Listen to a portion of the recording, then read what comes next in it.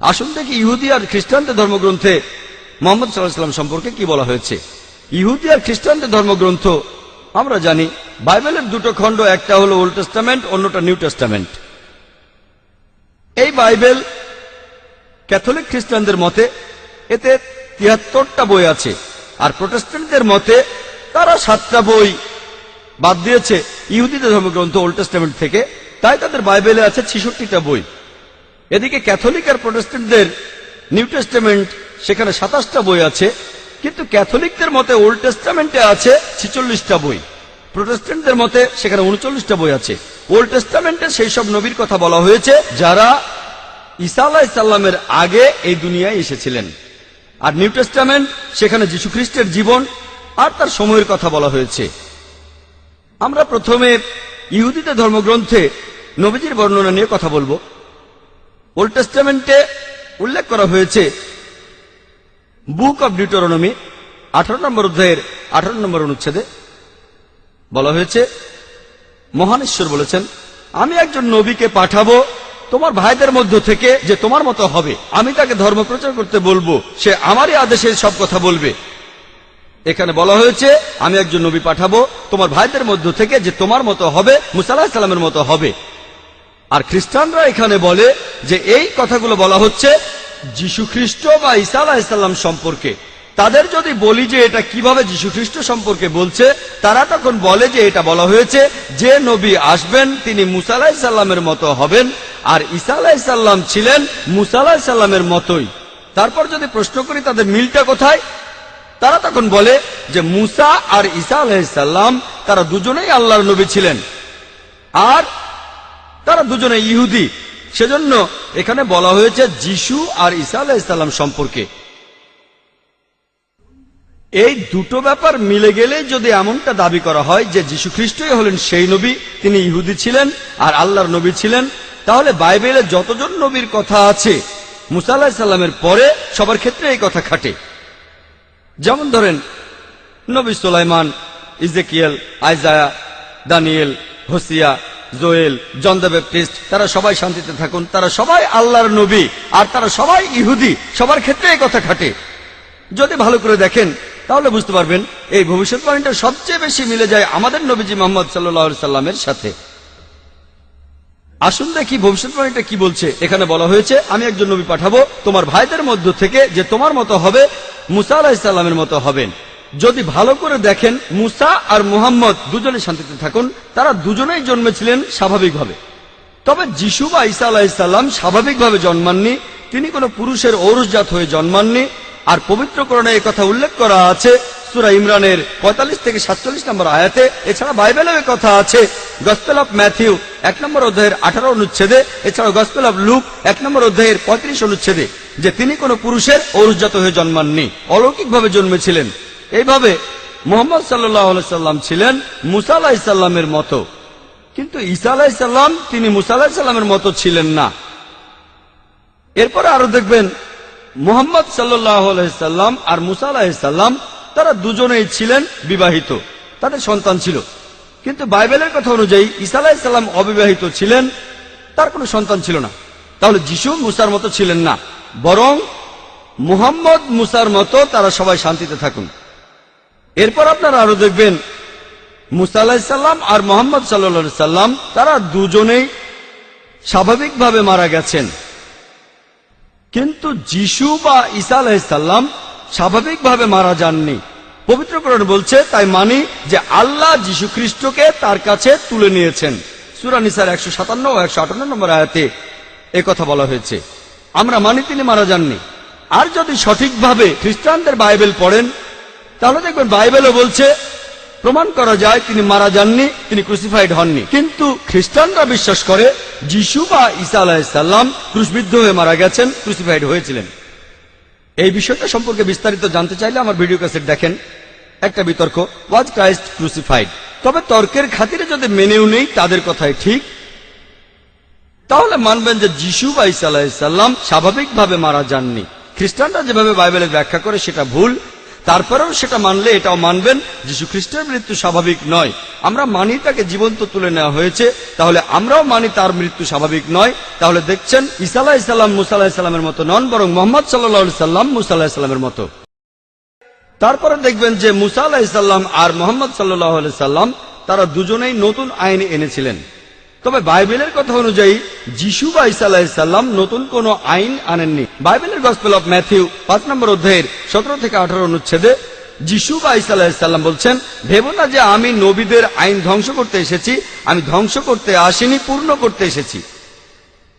এরপর আরো দেখবেন মুসা আলাইহিস সালাম আর মুহাম্মদ সাল্লাল্লাহু আলাইহি সাল্লাম আল্লাহর নবীর পাশাপাশি তারা পৃথিবীতে রাজা হিসেবে ছিলেন, অর্থাৎ কেউ অপরাধ করলে তারা মৃত্যুদণ্ড দেওয়ার ক্ষমতা রাখতেন, তারা অপরাধী ব্যক্তিদের মৃত্যুদণ্ড দেওয়ার ক্ষমতা রাখতেন। তবে যিশু বা ঈসা আলাইহিস সালাম তার এই ক্ষমতা ছিল না। গসপেল অফ জনের কথা আছে 18 অধ্যায়ের 36 অনুচ্ছেদে যিশু তার নিজের মুখে বলেছেন, আমার রাজত্ব এই পৃথিবীতে নয়। এরপর দেখবেন যে মুসা আর মুহাম্মদ সাল্লাল্লাহু আলাইহি সাল্লাম তাদের দুজনকেই তাদের লোকজনেরা আল্লাহর নবী হিসেবে মেনে নিয়েছিল, বেশিরভাগই। তবে যীশু খ্রিস্টের ব্যাপারটা দেখেন, সে সময় বেশিরভাগ লোক তাকে আল্লাহর নবী বলে মেনে নেয়নি। গসপেল অফ জনের 1 নম্বর অধ্যায়ের 11 অনুচ্ছেদে বলা আছে, সবাই তাকে ত্যাগ করেছিল। তাহলে ভালো করে দেখলে আপনারা বুঝবেন যে মুহাম্মদ সাল্লাল্লাহু আলাইহি সাল্লাম হলেন মুসা আলাইহিস সালামের মতো, কিন্তু ঈসা আলাইহিস সালাম মুসা আলাইহিস সালামের মতো নন। তাহলে এই ভবিষ্যৎবাণীটা বলছে আসলে নবীজি সাল্লাল্লাহু আলাইহি সাল্লাম সম্পর্কে। এখানে আরো বলা হয়েছে, আমি একজন নবী পাঠাবো তোমার ভাইদের মধ্য থেকে। আর আমরা জানি যে আরবরা হচ্ছে ইহুদিদের জ্ঞাতি ভাই। মুসা নবী ইহুদি ছিলেন, মুহাম্মদ সাল্লাল্লাহু আলাইহি সাল্লাম ছিলেন আরব। তারা দুজনে শান্তিতে থাকুন। তাহলে আরব আর ইহুদিরা জ্ঞাতি ভাই। এরপর এখানে আরো বলা হয়েছে, আমি একজন নবী পাঠাবো তোমার ভাইদের মধ্য থেকে, যে হবে তোমার মতো, আর সে আমার কথা মতো ধর্ম প্রচার করবে, সে আমার আদেশ পালন করবে। আমরা জানি যে মুহাম্মদ সাল্লাল্লাহু আলাইহি সাল্লাম আল্লাহ তাআলার কাছ থেকে ওহী পেয়েছিলেন, আর যা শুনেছিলেন সেটাই তিনি প্রচার করেছিলেন, যেন তার মুখ দিয়ে আল্লাহর কথাই বের হচ্ছে, আর আল্লাহর আদেশে তিনি এসব করেছিলেন। তাই এই ভবিষ্যৎবাণীতে আসলে সর্বশেষ নবী মুহাম্মদ সাল্লাল্লাহু আলাইহি সাল্লাম সম্পর্কে বলা হয়েছে। এরপরের অনুচ্ছেদ বলছে, বুক অব ডিউটেরোনমি 18 নম্বর অধ্যায়ের 19 অনুচ্ছেদ বলা হয়েছে যে তোমরা যদি আমার কথা না মানো তাহলে আমি তোমাদের উপরে প্রতিশোধ নেব। তার মানে যারা এই নবীর কথা মানবে না, যে নবী আসবেন অর্থাৎ মুহাম্মদ সাল্লাল্লাহু আলাইহি সাল্লাম, আল্লাহ তাদের উপর প্রতিশোধ নেবেন। এরপরে উল্লেখ আছে বুক অব আইজায়ায় 29 নম্বর অধ্যায়ের 12 নম্বর অনুচ্ছেদে বলা হয়েছে যে আসমানি কিতাব দেয়া হবে তাকে যে শিক্ষিত নয়। কিতাব দেয়া হবে সেই নবীকে যে শিক্ষিত নয়। তাকে যখন বলা হবে এটা পড়ো, আমি প্রার্থনা করছি, সে তখন বলবে আমি পড়তে জানি না। আর আমরা জানি নবীজি সাল্লাল্লাহু আলাইহি সাল্লামের কাছে যখন প্রথম ওহী আসলো, ফেরেশতা জিবরাইল আলাইহিস সালাম তাকে বললেন ইকরা, পড়ো। আমাদের নবীজি মুহাম্মদ সাল্লাল্লাহু আলাইহি সাল্লাম বললেন মা আনা বিকারি, যার অর্থ আমি পড়তে জানি না। এভাবে বুক অব আইজায়ার 29 নম্বর অধ্যায়ের 12 নম্বর অনুচ্ছেদের ভবিষ্যৎবাণীটা সত্যি হলো যে আসমানি কিতাব যে নবীকে দেয়া হলো সে শিক্ষিত নয়। আমরা জানি যে মুহাম্মদ সাল্লাল্লাহু আলাইহি সাল্লাম নিরক্ষর ছিলেন, তিনি ছিলেন উম্মি। আর যখন তাকে বলা হবে পড়ো, তিনি তখন বলবেন আমি পড়তে জানি না। নবীজি সেটাই বলেছিলেন মা আনা বিকারি। এছাড়া ওল্ড টেস্টামেন্টে নবীজি সাল্লাল্লাহু আলাইহি সাল্লামের কথা নাম ধরেও উল্লেখ করা হয়েছে। এটা বলা হয়েছে সং অফ সলোমনে 5 নম্বর অধ্যায়ের 16 অনুচ্ছেদে বলা হয়েছে হিব্রুতে হিক্কম আমিত্তাকিম উইকুল্লু মুহাম্মাদিম জেহদুদি ওয়া জেহরাই বাইনা জেরুজালেম, যার অর্থ তার কথা খুব মিষ্টি, সে খুব প্রিয় পাত্র, সে আমার প্রিয়জন, সে আমার বন্ধু, শোনো জেরুজালেমের কন্যারা। মুহাম্মাদিম শব্দটার অনুবাদ করা হয়েছে যে খুব প্রিয় পাত্র।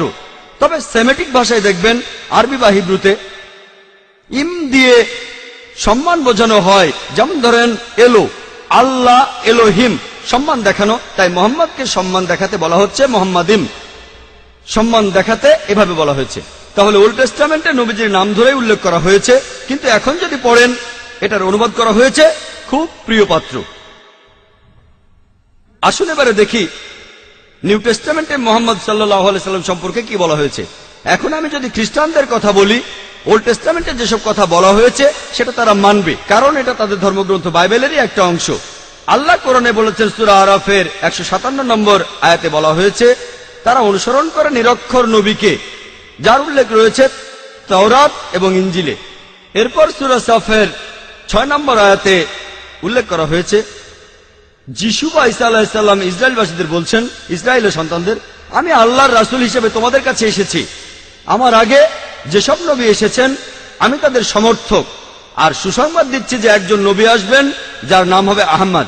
আর নিউ টেস্টামেন্ট পড়লে দেখবেন যে সেখানে নবীজি সাল্লাল্লাহু আলাইহি সাল্লাম সম্পর্কে অনেক ভবিষ্যৎবাণী তখন করা হয়েছিল। এরপর আছে গসপেল অফ জন 14 নম্বর অধ্যায়ের 16 নম্বর অনুচ্ছেদে বলা হয়েছে, যিশু বা ঈসা আলাইহিস সালাম বলছেন, আমি পিতার কাছে প্রার্থনা করব, তিনি সাহায্যকারী পাঠাবেন যে সবসময় তোমাদের সাথেই থাকবে। এরপর গসপেল অফ জন 15 অধ্যায়ের 26 অনুচ্ছেদে বলছে, যখন সেই সাহায্যকারী আসবে আমার পিতা যাকে পাঠাবেন সে আমার সম্মানটা বাড়িয়ে দেবে। এরপর গসপেল অফ জন 16 নম্বর অধ্যায়ের 7 অনুচ্ছেদে আছে, আমি তোমাদের সত্যি কথাটাই বলে ফেলি, আমি চলে গেলেই তোমাদের সবার জন্য ভালো হবে, কারণ আমি যদি চলে না যাই তাহলে সেই সাহায্যকারী আসবে না, আর আমি চলে গেলেই সে এখানে আসবে। আর খ্রিস্টানদের বলতে শুনবেন, এই সাহায্যকারী বলতে বোঝায় পবিত্র আত্মাকে। এখন ভালো করে দেখেন, গসপেল অফ জন 16 নম্বর অধ্যায়ের 7 নম্বর অনুচ্ছেদ বলছে, তোমাদের আমি সত্যি কথা বলছি, যিশু তার শিষ্যদের বলছেন, তোমাদের আমি সত্যি কথা বলছি, আমি চলে গেলে তোমাদের জন্যই ভালো হবে, কারণ আমি চলে না গেলে সেই সাহায্যকারী আসবে না, আমি চলে গেলেই সে এখানে আসবে। সাহায্যকারীর পৃথিবীতে আসার শর্ত হলো যে যিশু বা ঈসা আলাইহিস সালাম চলে যাবেন, তিনি চলে গেলেই সাহায্যকারী তারপর এখানে আসবেন। আমরা জানি যে পবিত্র আত্মা তখনও ছিল যিশুকে যখন ব্যাপটাইজ করা হয়, এমনকি যীশু খ্রিস্ট জন্মানোর আগেও পবিত্র আত্মা সেখানে ছিল যখন তিনি মায়ের গর্ভে ছিলেন। অনেক জায়গায় বাইবেলে কথা বলা হয়েছে, তাহলে এই সাহায্যকারী আসলে পবিত্র আত্মা হতে পারে না। এরপরে দেখবেন এই সাহায্যকারী শব্দটা যদি গ্রিক বা অ্যারামাইক ভাষা দেখেন, গ্রিক ভাষায় এই শব্দটা হলো প্যারাক্লিট, এটার অনুবাদ করা হয়েছে সাহায্যকারী। প্যারাক্লিট শব্দটার অর্থ আসলে সমর্থন করা। মূল শব্দটা হলো প্যারাক্লিটস, যার অর্থ যে প্রশংসা করে অথবা যে প্রশংসা পাওয়ার যোগ্য। আমরা জানি যে আমাদের নবীজির দুটো নাম আছে, আহমেদ আর মোহাম্মদ সাল্লাল্লাহু আলাইহি সাল্লাম। এখন শব্দটা যাই হোক, ধরেন প্যারাক্লিটস যে প্রশংসা করে বা প্রশংসনীয়, অথবা ধরেন প্যারাক্লিট হোক সমর্থক বা সাহায্যকারী। আলহামদুলিল্লাহ, এই কথাগুলো সবচেয়ে বেশি মেলে সর্বশেষ নবী মুহাম্মদ সাল্লাল্লাহু আলাইহি সাল্লামের বেলায়। এরপর গসপেল অফ জনে বলা হয়েছে 16 নম্বর অধ্যায়ের 12 থেকে 14 নম্বর অনুচ্ছেদে, যিশু ঈসা আলাইহিস সালাম বলছেন, তোমাদের আমি অনেক কথাই বলতে চাই, কিন্তু তোমরা এখন সেগুলো বুঝবে না, কারণ যখন সত্যের আত্মা তোমাদের কাছে আসবে সে তোমাদের সত্যের পথে নিয়ে যাবে। সে তার নিজের কথা বলবে না, যে কথাগুলো শুনবে সেগুলোই বলবে, সে আমাকে মহিমান্বিত করবে, সে তোমাদের ভবিষ্যতের কথা বলবে। এখানে বলা হয়েছে, আমি তোমাদের অনেক কথা বলতে চাই, কিন্তু তোমরা এখন সেটা বুঝবে না।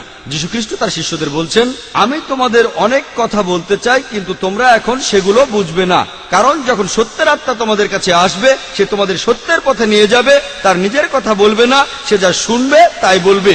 আমরা জানি নবীজির কাছে যে ওহী এসেছিল তিনি সেটাই বলেছিলেন, সে তার নিজের কথা বলবে না, যে কথাগুলো শুনবে সেগুলোই বলবে, সে তোমাদের ভবিষ্যতের কথা বলবে, সে আমাকে মহিমান্বিত করবে। আমরা জানি মুহাম্মদ সাল্লাল্লাহু আলাইহি সাল্লাম যিশুকে মহিমান্বিত করেছেন পবিত্র কোরআনে আর বিভিন্ন হাদিসে। আমরা মানি যিশু ঈসা আলাইহিস সালাম তিনি আল্লাহ সুবহানাহু ওয়া তাআলার প্রেরিত একজন রাসূল ছিলেন। আমরা মানি যে যিশু ঈসা আলাইহিস সালাম হলেন মসিহ অর্থাৎ খ্রিস্ট। বিশ্বাস করি যে তিনি অলৌকিকভাবে জন্মেছিলেন কোনো পুরুষের হস্তক্ষেপ ছাড়াই, যেটা অনেক আধুনিক খ্রিস্টান বিশ্বাস করে। বিশ্বাস করি তিনি আল্লাহর আদেশে মৃত মানুষকে জীবিত করেছেন। বিশ্বাস করি তিনি আল্লাহর আদেশে জন্মান্ধ কুষ্ঠরোগীদের সুস্থ করেছেন। তাহলে নবীজি মুহাম্মদ সাল্লাল্লাহু আলাইহি সাল্লাম যিশু খ্রিস্টকে মহিমান্বিত করেছিলেন। তাহলে এই ভবিষ্যৎবাণীটাও আসলে আমাদের নবীজি মুহাম্মদ সাল্লাল্লাহু আলাইহি সাল্লাম সম্পর্কে বলছে। এই হলো সংক্ষেপে ইহুদি আর খ্রিস্টানদের ধর্মগ্রন্থে আমাদের নবীজির বর্ণনা। সময়ের স্বল্পতার কারণে এখানে আমি অনেক উদ্ধৃতির কথা বলিনি। এটা হলো সংক্ষেপে বিশাল আইসবার্গের মাথাটা। আমাদের নবীজি মুহাম্মদ সাল্লাল্লাহু আলাইহি সাল্লাম বিভিন্ন ধর্মগ্রন্থে তার সম্পর্কে কি বলা হয়েছে। আমার লেকচার শেষ করার আগে কোরআন থেকে একটা উদ্ধৃতি দেব। সূরা কাউসারের 1 থেকে 3 নম্বর আয়াতে আল্লাহ বলেছেন, ইন্না আতাইনাকাল কাউসার ফাসাল্লি লিরাব্বিকা ওয়ানহার ইন্না শানিয়াকা হুয়াল আবতার। অর্থাৎ আমি তাকে দিয়েছি কল্যাণের প্রাচুর্য কাউসার, আর তুমি কোরবানি করো, প্রতিপালকের নামে সালাত আদায় করো। যদি কেউ তোমাকে ঘৃণা করে মুহাম্মদ সাল্লাল্লাহু আলাইহি সাল্লামকে, সেই ব্যক্তি তখন নির্বংশ হয়ে যাবে। ওয়া আখিরু দাওয়ানা আলহামদুলিল্লাহি রাব্বিল আলামিন।